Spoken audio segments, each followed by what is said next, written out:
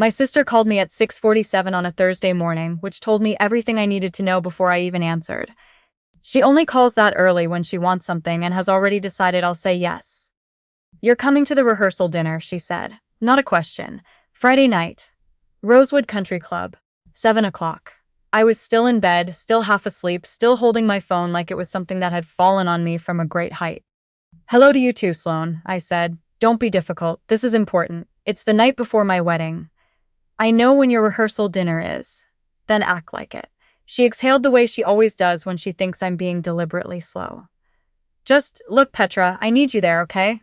But I also need you to just be normal. Can you do that?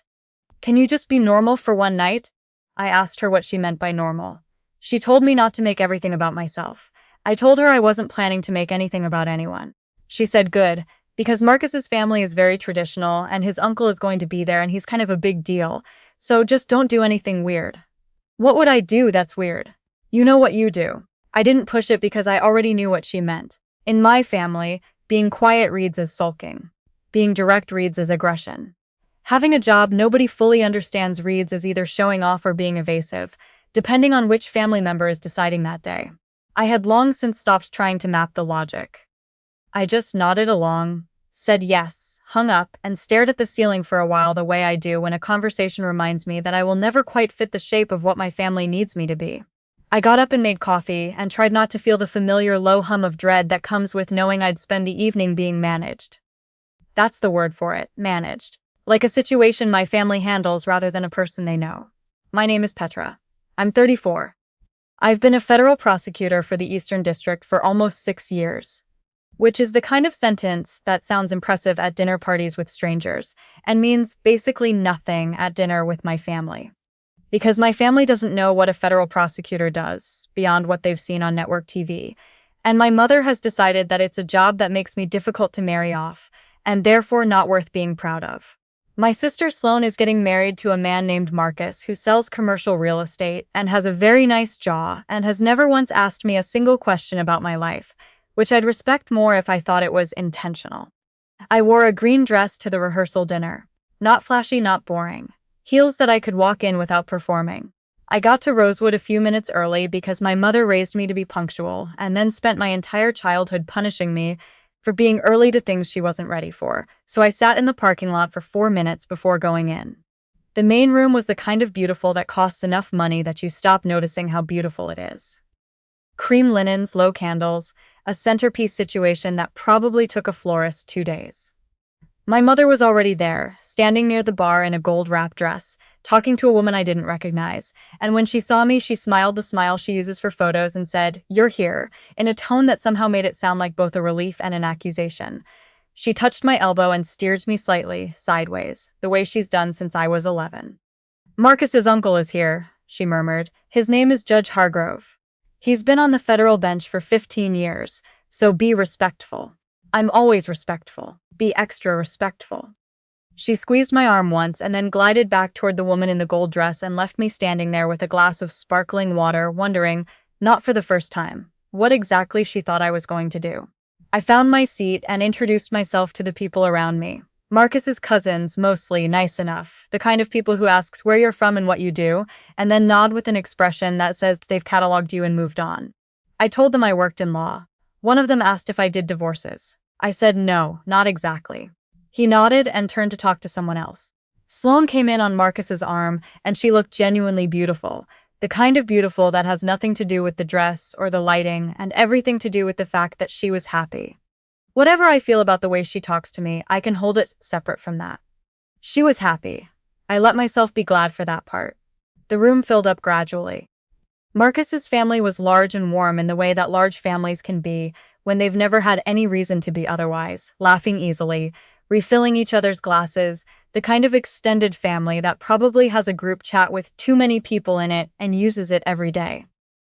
I watched them from my end of the table and felt the particular quiet that comes with being an observer at someone else's celebration. I had almost settled into it, into just being there, just being the kind of pleasant and forgettable dinner guest my family needed me to be, when someone touched my shoulder from behind. "Excuse me." The voice was measured, deliberate, the kind of voice you develop after years of having to make yourself heard without raising it. "I'm sorry to interrupt. "Are you Petra Voss?" I turned around. The man standing behind me was in his late 60s, silver-haired, wearing a dark suit with the quiet authority of someone who'd spent decades in rooms where the furniture cost more than most people's cars. He was looking at me with an expression I couldn't immediately place. Not recognition exactly. More like confirmation of something he'd already suspected. "I am," I said. He extended his hand. "Walter Hargrove. I'm Marcus's uncle." I shook it. "Nice to meet you. I'm Sloane's sister." "I know," he said, and then, without pausing, like he was simply noting a fact he'd been waiting to confirm. "You tried a case in front of me 4 years ago, Whitman v. the Eastern District. Fraud and wire transfer conspiracy. Do you remember it?" I remembered it. Of course I remembered it. It was one of the most complex cases I'd handled in my first years as a prosecutor. A corporate executive who'd spent the better part of a decade moving money through shell companies to avoid both taxes and detection on a series of supplier kickbacks that eventually defrauded the federal government of something close to $11 million. The investigation had taken 2 years before we ever got to trial. The trial itself took 3 weeks. I had barely slept. "I remember it," I said. Judge Hargrove nodded slowly. He had the manner of a man who takes his time, not because he's unsure, but because he's learned that slowness reads as power, and also because he simply doesn't see the point in rushing. "I've had a lot of cases come through my courtroom," he said. "A lot of young prosecutors. Most of them are competent, some of them are sharp." He paused. "You were something else." He said it plainly, without theater, the way people say things when they mean them exactly as stated, and don't feel the need to dress them up. Across the table, I was aware of the specific silence that had opened up, the particular quality of nearby conversations that don't quite stop but thin out, people's attention drifting towards something they can't quite hear without leaning in. "You built a case out of evidence that 3 separate defense attorneys claimed was circumstantial," he continued. "You walked that jury through $11 million of transactions, one by one, until they understood exactly what they were looking at. I've been on the bench for 15 years. I've watched a lot of trials. That closing argument was one of the finest pieces of legal work I've seen in a courtroom that wasn't performed by someone with 20 more years of experience than you had." The nearest conversation had fully stopped now. I was aware of it without looking. My mother was 3 tables away. I knew this because I could feel, in that particular way you develop when you grow up under close supervision, the exact weight of her attention shifting in my direction. "Thank you," I said, and I meant it. "That case kept me up for 2 years. It should have. It was hard." He tilted his head slightly. "What are you working on now?" We talked for several minutes. Real talk, the kind I don't often get to have outside of work, about the particular challenges of financial crimes prosecution, about how juries relate to white-collar fraud versus the cases they're more familiar with from television, about the ways the law is and isn't equipped to handle the speed at which certain kinds of financial crime now move. He was sharp. Sharper than I expected, though I'm not sure why I'd expected anything less. You don't spend 15 years on the federal bench without developing a specific kind of precision. At some point, I became aware that my mother had moved. Not toward us yet, but she had moved. Marcus's cousins, the ones who'd nodded and turned away when I said I worked in law, had gone very quiet. The one who'd asked about divorces was looking at his glass. Judge Hargrove said something that made me laugh. An actual laugh, not a polite one, and then he said, "I'm glad you're going to be part of this family. Marcus is a good man. He needs people around him who've done real things." He shook my hand again, and as he turned to rejoin his own family, my mother arrived at my elbow with the expression she wears when she's trying to recalibrate quickly, the expression I've seen my entire life whenever something happens that doesn't fit the version of me she's been running in her head. "What was that about?" she asked. Low, quiet, not quite the murmur she thought it was. "He remembered a case I tried in front of him," I said. She looked at me for a moment with something I couldn't fully read. It wasn't pride exactly. It was more like the look of someone doing rapid math on a figure they'd misread. "He said something about a closing argument," she said. Apparently it was notable. She didn't respond to that. She made a small sound that might have been the beginning of a sentence that didn't go anywhere, and then looked across the room at nothing in particular, and then looked back at me. "I didn't know you'd tried cases in front of federal judges." "You never asked what kind of cases I tried." She pressed her lips together in a way that meant she was deciding whether to answer that. She didn't. She reached out and touched my arm once, briefly, the same way she'd touched it when she steered me sideways an hour ago, except this time there was no direction attached to it. Just the touch, and then her hand fell back and she said, Okay, dinner's starting. We should sit. She walked back toward her table. I watched her go. There's something strange about the moment when the version of you that your family keeps in their heads finally cracks open. It doesn't feel like victory the way you might imagine it would, standing in your apartment at 25, rehearsing the moment someone finally sees you. It feels quieter than that. More like the simple, exhausted relief of a thing that has been waiting to be said, finally getting said. Even sideways, even not quite.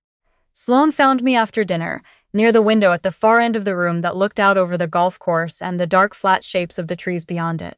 She had her heels off, holding them by the straps in one hand, which is something she's always done since we were kids, and she had blisters from new shoes. Some things carry forward. I saw you talking to Walter, she said. He recognized me from a case. She was quiet for a moment. Then, he told Marcus you were the best young prosecutor he'd seen in 15 years on the bench. I looked out at the trees. He was kind, Petra. She said my name the way she used to say it when we were small, and she was about to say something she didn't have all the words for yet. Why didn't you ever tell me any of this stuff? I thought about how to answer that honestly. Because it never seemed like there was room for it, I said. Because every time I came home there was already a version of me waiting.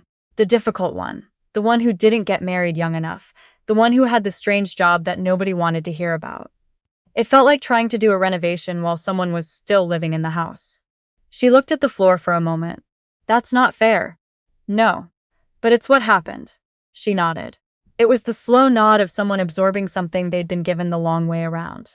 I'm sorry, she said. I called you weird this morning. You did. I didn't mean, I just meant, you're different from us, and I say that wrong sometimes. Yeah, I said. You do. She laughed slightly, the kind of small laugh that comes out when crying feels too formal for the moment. I really am glad you're here, she said. I mean that. I know, I said, and I did. We stood there for a while, the two of us, looking out at the golf course in the dark. After a bit, she put her heels back on, which meant she was ready to go back in and be the bride again, and I helped her with the strap on the left one that always sticks, because that's the kind of small thing that carries forward too. Marcus found me as I was getting my coat near the end of the night. He'd clearly had a little bit to drink, the good kind of little bit that makes people want to say the things they've been thinking about. He shook my hand with both of his and said, My uncle doesn't talk about trial work to people. Like, ever. He thinks most lawyers are too in love with their own voices. He laughed a little. So whatever you did in that courtroom, it mattered. It was a good case, I said. The evidence was there. I just had to explain it clearly. Yeah, well. He shook my head in that way people do when they mean something more than what they're saying. You should come to dinner sometime. Like a real one. I want to actually get to know Sloane's sister. I said I'd like that, and meant it. I got my coat and walked out into the April night, which was cold enough to need the coat and clear enough that you could see more stars than you usually can this close to the city. I stood by my car for a minute before getting in, not because I needed to, just because it felt like the right amount of time to stand still before driving home. It had been 15 years, almost exactly, since I'd decided to go to law school. I was 19 and working a summer job at a legal aid clinic, not because I had a plan, but because a professor had suggested it, and I had nothing better to do. I spent that summer watching an attorney named Jody. I've thought of her many times since. Work without fanfare through an almost impossible caseload, mostly housing cases. Mostly clients who had no other options. She didn't talk about what she was doing in terms of mission or calling. She just did it, carefully and precisely, day after day, and when I asked her one afternoon why she'd gone into law, she looked up from her desk and said, simply because someone had to do it right. That was the whole answer. That was the thing I'd carried. I hadn't told my family that story. I hadn't told them a lot of things.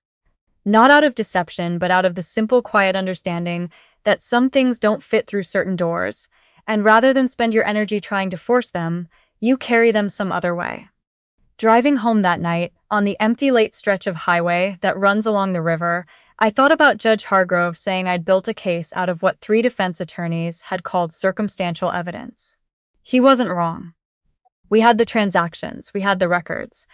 What we didn't have for a long time was the through line. The narrative that made the evidence mean something to 12 people who hadn't spent 2 years living inside the documents the way I had. That was the work. That was always the work. Not knowing more than the other side, but being able to show the thing that was real, clearly and without flinching, until the room understood it. I thought, pulling off the highway and into the quiet streets near my apartment, that it was not so different from what had happened at dinner. Not a performance, not a moment I'd planned or engineered, just a thing that was already true, surfacing in a room full of people who hadn't known to look. My mother texted me when I was unlocking my front door. The text said, "I'd like to have lunch next week. Just us. Let me know when you're free." I stood in my hallway and read it twice. It wasn't an apology. It wasn't the kind of full-stop acknowledgement I'd spent years constructing elaborate versions of in my head, the version where she sits across from me and says, "I got you wrong and I'm sorry." It was just lunch. A door, barely opened, with no guarantee of what was on the other side. I thought about not answering until morning. Then I thought about Sloan saying I say it wrong sometimes, and Marcus's uncle in the parking lot of Rosewood talking about what it means to show something clearly until the room understands it. I typed back, "Tuesday works. You picked the place." Then I put my phone down on the kitchen counter and poured a glass of water and stood at the window looking out at the street below, which at this hour was empty except for a delivery truck, making its slow way up the block, its hazard lights blinking orange against the pavement. I had spent a long time being the version of myself that fit the space my family had available. The quiet one. The difficult one. The one with the job nobody thought to ask about. I hadn't fought it, mostly, because fighting it required explaining myself to people who'd already decided, and I had never had much patience for arguments I couldn't win. But I hadn't hidden myself either. I had just kept going, showed up to my cases, did the work carefully and without theater. Let the record speak for what it was. Some rooms take a long time to catch up to what's actually in them. That's not a defeat. That's just how rooms work sometimes. I finished the glass of water, turned off the kitchen light, and went to bed.